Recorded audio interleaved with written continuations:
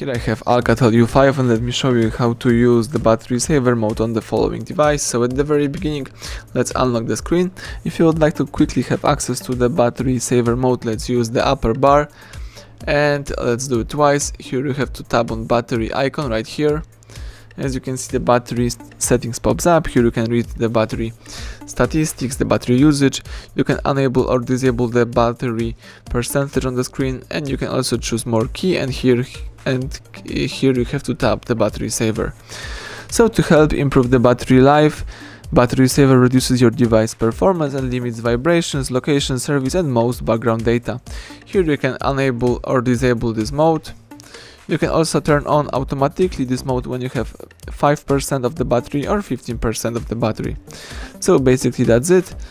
Let me go back and now you can use your device in a normal way. Thank you for watching. Please subscribe our channel, leave thumbs up under the video.